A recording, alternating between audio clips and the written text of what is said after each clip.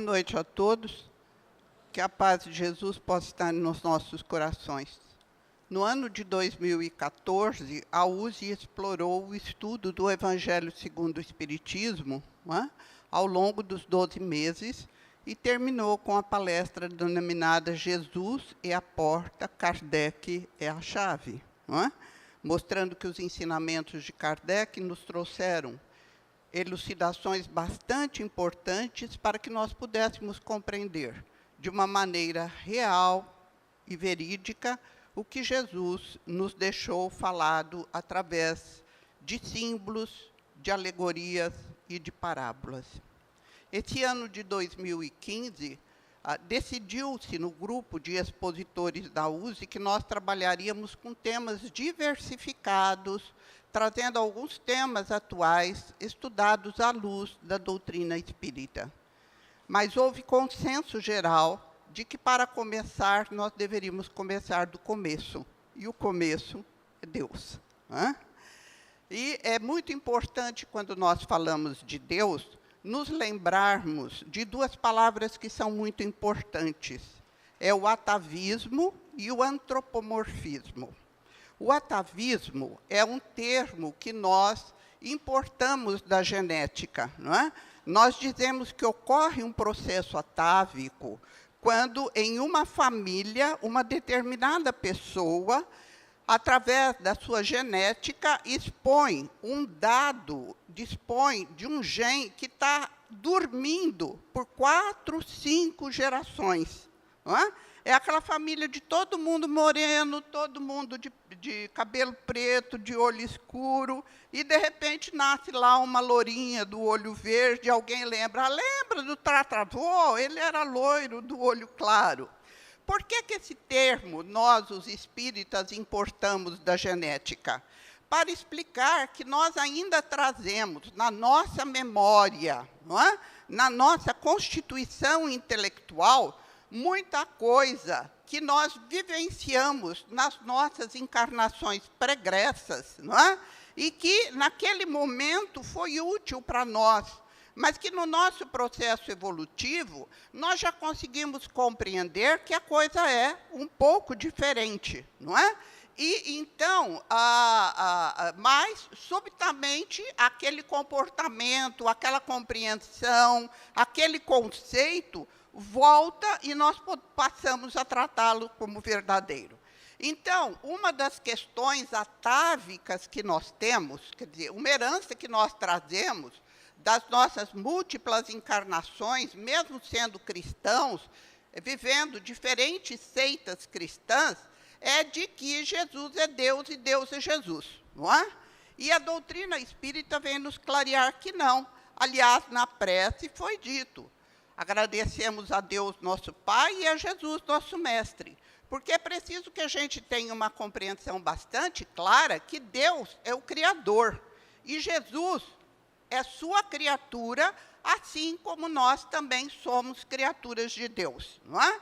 Nós não podemos mais confundir essas duas figuras, né? A figura de Deus e a figura de Jesus. Jesus é filho de Deus, mensageiro de bastante responsabilidade, governador espiritual do nosso planeta, não é? Por isso que no passado se tinha aquela ideia de que ele fosse Deus, não é? Mas, na realidade, Jesus é filho de Deus, assim como nós. Por isso que nós chamamos de mestre, nós chamamos de nosso irmão maior, porque, na realidade, ele é também filho de Deus, né? E esse é o primeiro conceito que nós precisamos tratar, né? Diferenciar a figura de Deus e de Jesus. Nós ainda somos muito atrasados. Desculpe aqueles que estão já na minha frente eu fazer essa afirmação, não é? Mas nós ainda temos uma compreensão muito estrita das coisas que dizem respeito à espiritualidade. Só aquilo que nos é descrito de uma forma muito concreta é que nós podemos compreender. Ao longo da história da humanidade, nós vamos defrontar com a figuração de Deus de forma semelhante ao homem.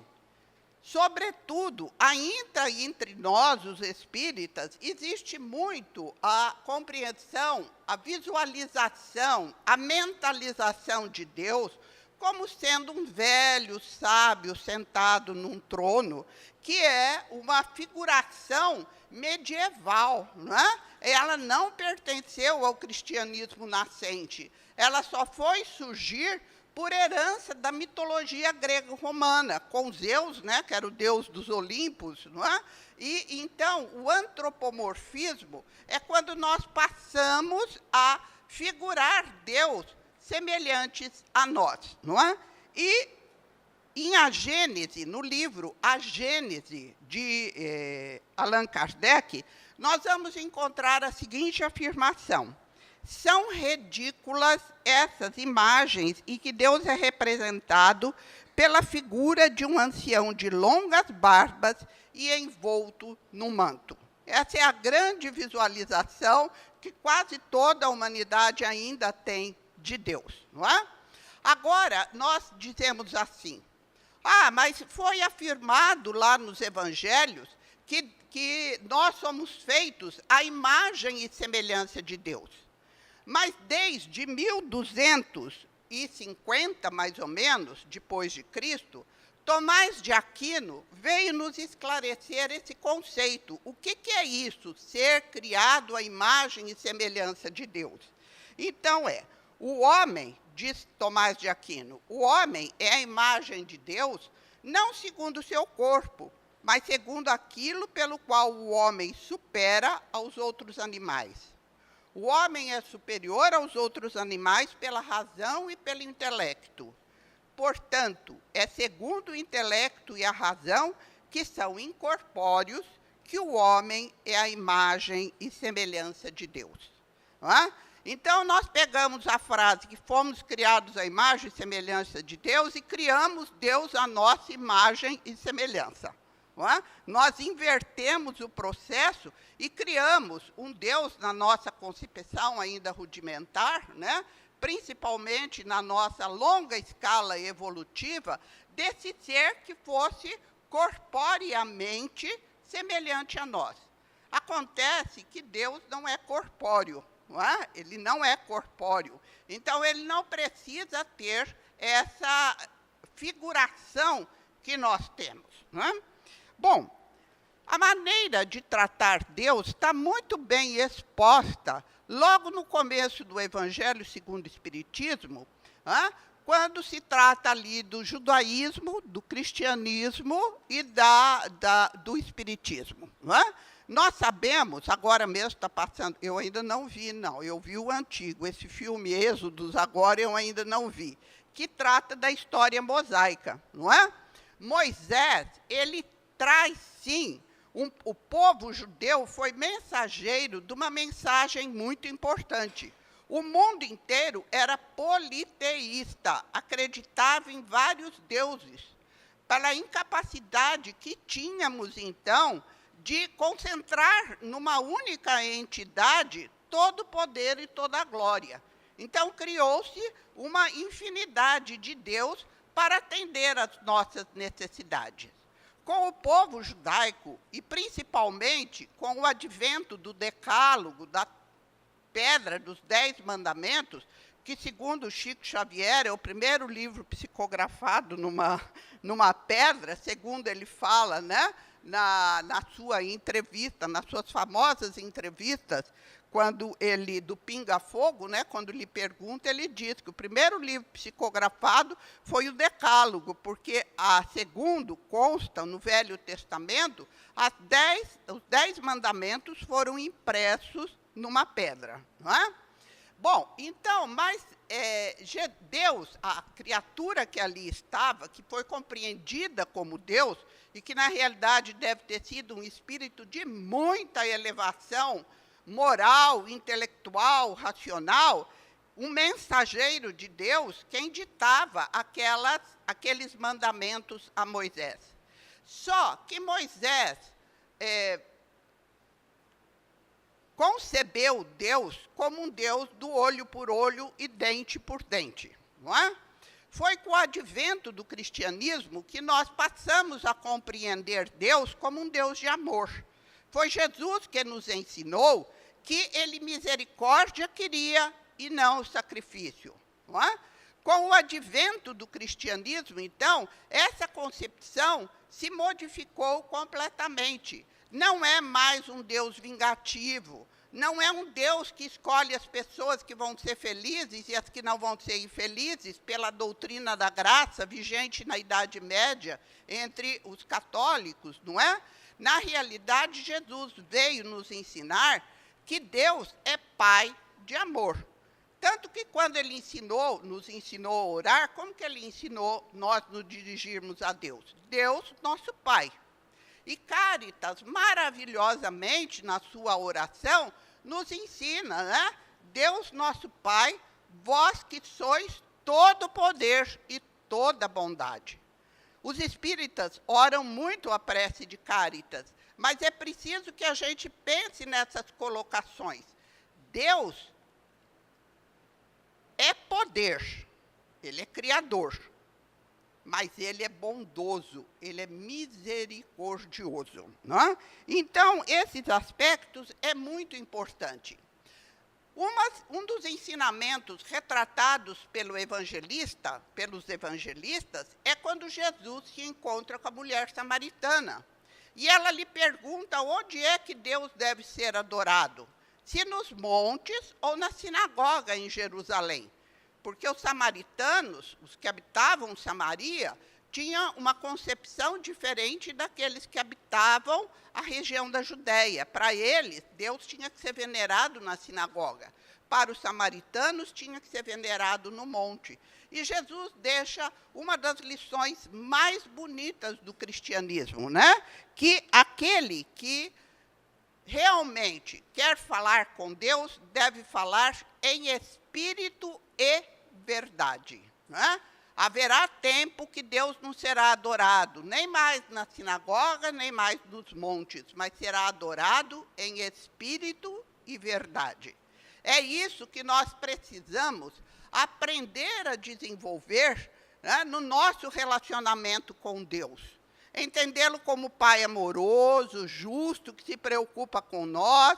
Ele é poderoso, sim, mas ele é bondoso. Né? Essas concepções diferenciadas de Deus nos chegam através do cristianismo. No Espiritismo, nós vamos encontrar, logo na primeira pergunta de O Livro dos Espíritos, quando é perguntado, que é Deus? Kardec não pergunta quem é Deus, para não personificar uma pessoa, mas personificar uma entidade, que é Deus.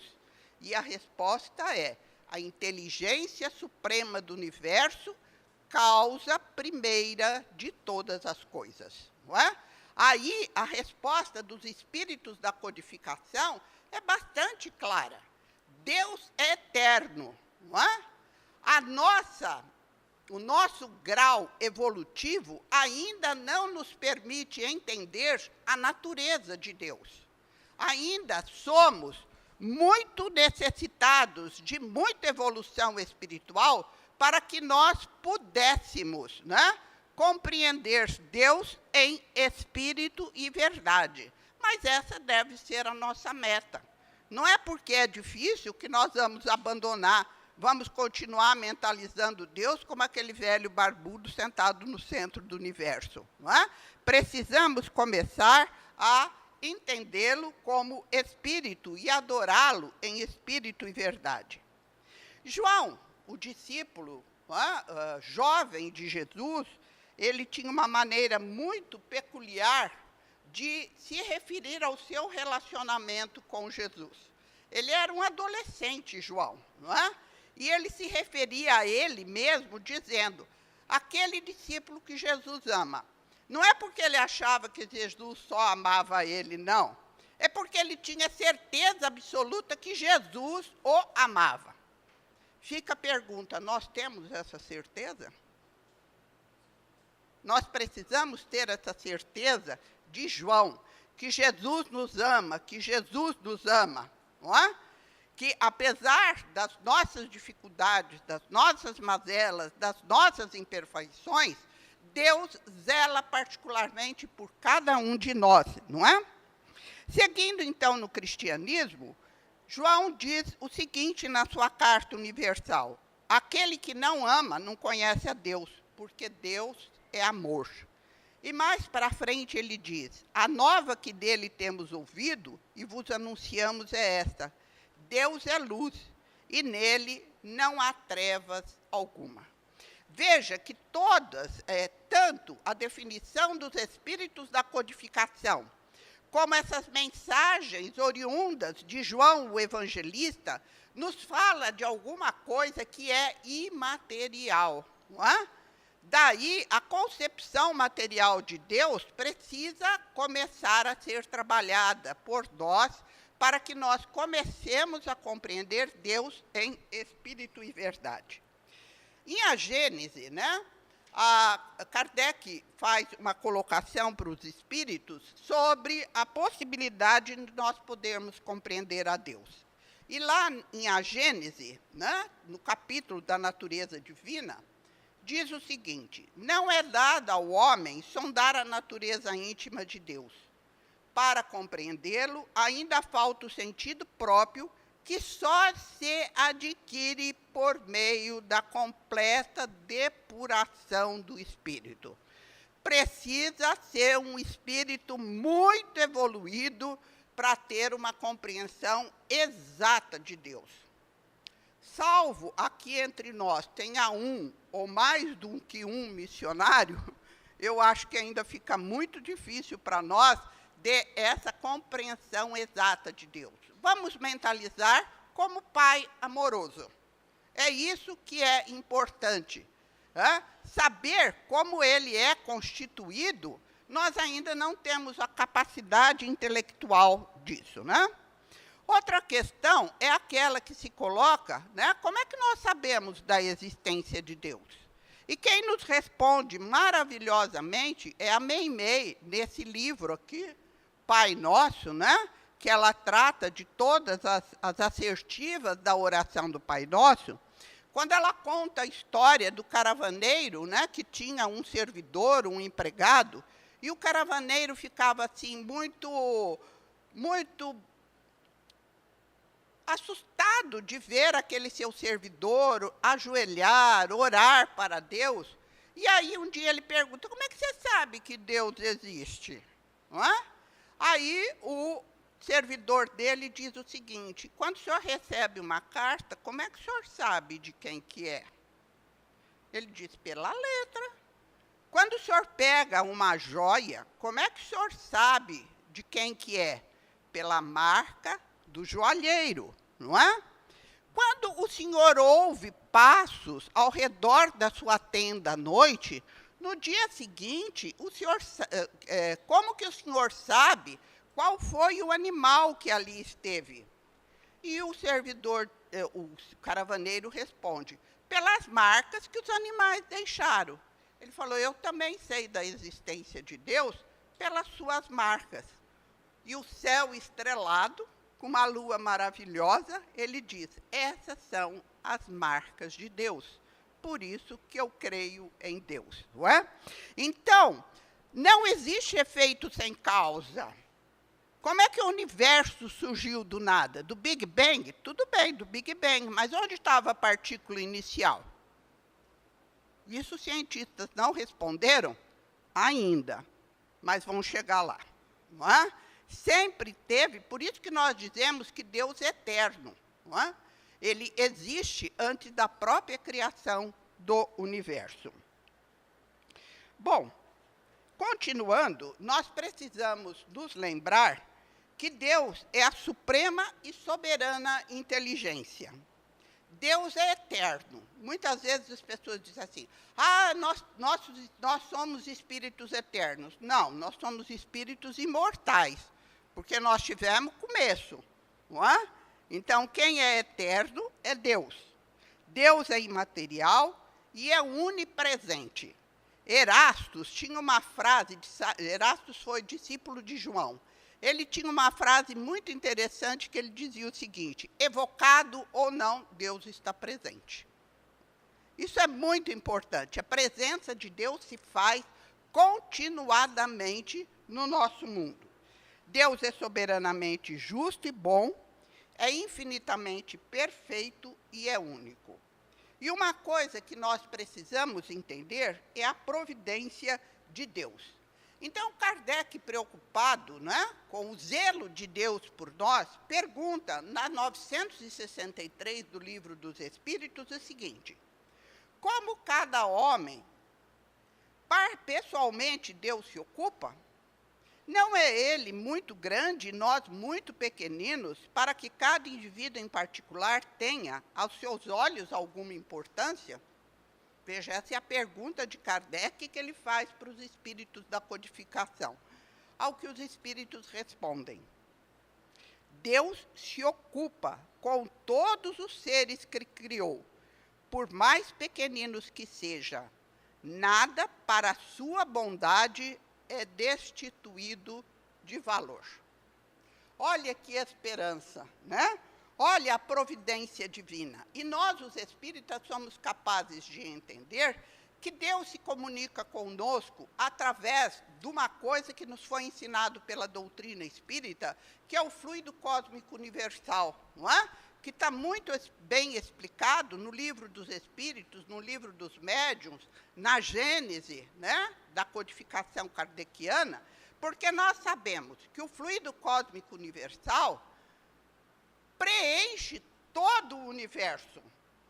E é através dele, né, que os nossos pensamentos voam, e é através deles que Deus se preocupa ou cuida particularmente de cada um de nós. Deus, então, está em toda parte. E por que nós não vemos Deus? Nós somos atrevidos mesmo, né? Com todas as imperfeições que nós temos, né, nós imaginamos que nós possamos ver Deus ainda. Em matéria é meio difícil. Em matéria é meio difícil porque os nossos órgãos são extremamente limitados, embora o nosso cérebro seja uma coisa maravilhosa no processo de criação divina, né? No processo de evolução da espécie humana. E desencarnado, basta a gente ler os livros de André Luiz para entender por que nós não podemos ver Deus. Quando nós, lá no nosso lar, que é uma colônia de transição, o Ministério da União Divina que fica no centro do nosso lar, pouquíssimas pessoas que moram em nosso lar podem entrar no Ministério da União Divina. Não aguenta a frequência vibratória. Imagina se nós aguentaríamos, né, a frequência vibratória de... Né, é muito comum, minha irmã desencarnou recentemente, né? E minha outra irmã é católica, então teve a bênção lá do padre, ele diz, agora ela vai ver Deus face a face. E eu pensei aqui, tomara que não ainda, que ela veja só o guia espiritual dela, não é? Porque nós ainda não temos condição de ver Deus face a face. A recíproca não é verdadeira. Deus nos vê diretamente e zela diretamente por nós. No Sermão do Monte, então, fica isso muito claro quando Jesus nos ensina que bem-aventurado os puros de coração, porque verão a Deus. Não é? Então, essa é a condição. Quem quer ver Deus, dá um jeito de ficar puro de coração. Não ter inveja, não ter mágoa, não ter ódio, não ter revolta, não ter ciúme. Está todo mundo rindo, que eu estou vendo aqui, né? Porque nós ainda temos tudo isso, né? Então, nós não temos essa condição. E, para encerrar a nossa palestra, eu vou dar a visão que Eurípides Barçanufo, em Sacramento, no dia 18 de 1 de 1918, ele ainda estava encarnado, ele dá de Deus. Ele diz o seguinte: Deus, que revelais pela natureza vossa filha e nossa mãe, reconheço-vos eu, Senhor, na poesia da criação, na criança que sorri, no ancião que tropeça, no mendigo que implora, na mão que assiste, na mãe que vela, no pai que instrui, no apóstolo que evangeliza. Deus, reconheço-vos eu, Senhor, no amor da esposa, no afeto do filho, na estima da irmã, na justiça do justo, na misericórdia do indulgente, na fé do pio, na esperança dos povos, na caridade dos bons, na inteireza dos íntegros. Deus, reconheço-vos eu, Senhor, na eloquência do orador, na inspiração do artista, na santidade do moralista, na sabedoria do filósofo, nos fogos do gênio.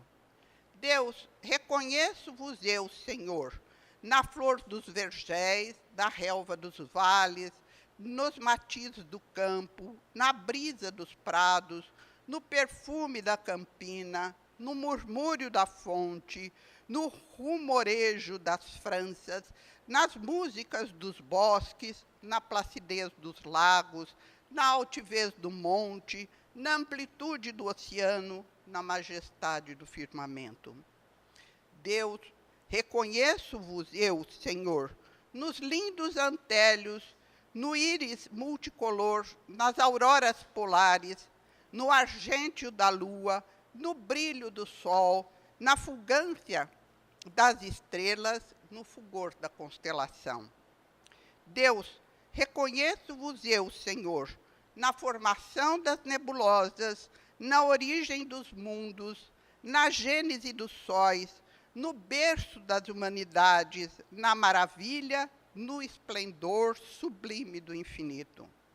Deus, reconheço-vos eu, Senhor, quando Jesus ora, Pai nosso que estais no céu, ou quando os anjos cantam, glória a Deus nas alturas.